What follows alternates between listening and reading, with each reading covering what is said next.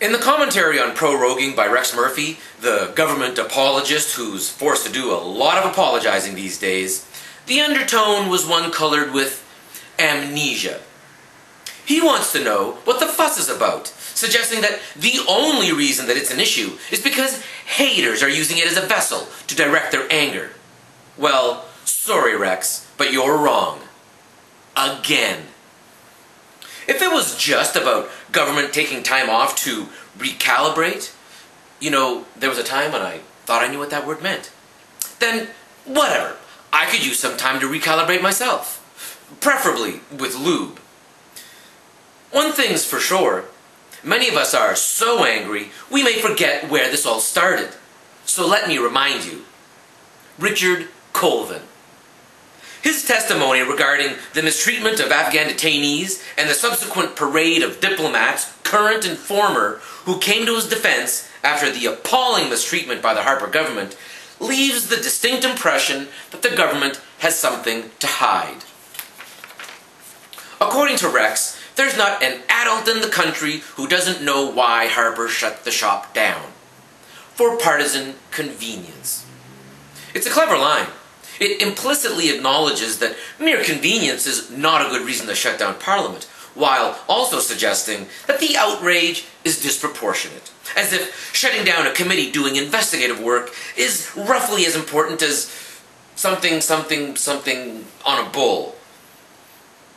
He finds it amusing that there are suddenly so many defenders of the dignity of Parliament, where there was none before. So let me edify Rex on how we feel regarding the aforementioned dignity. There is none, okay?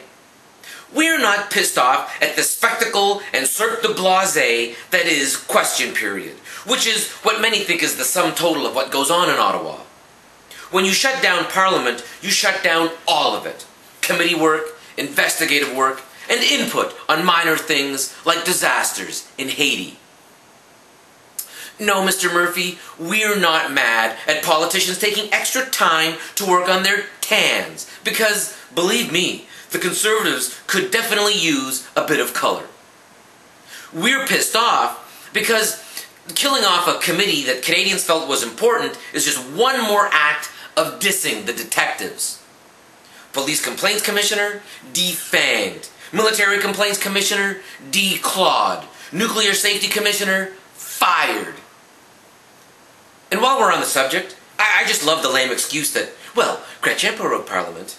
Which leads me to the question, what does that have to do with the price of tea in the byward market?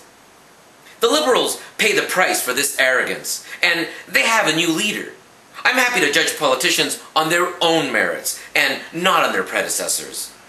That's an advanced concept for the Harper communication staff, I know. But they'll learn.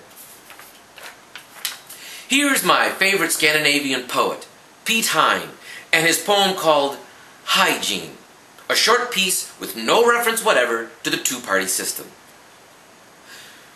To wear a shirt that's relatively clean, you needn't ever launder off the dirt. If you possess two shirts to choose between, and always change into the cleaner shirt. I'm not saying the red shirt isn't dirty. At this point, it's just cleaner. For the Lala blog, I'm Lala.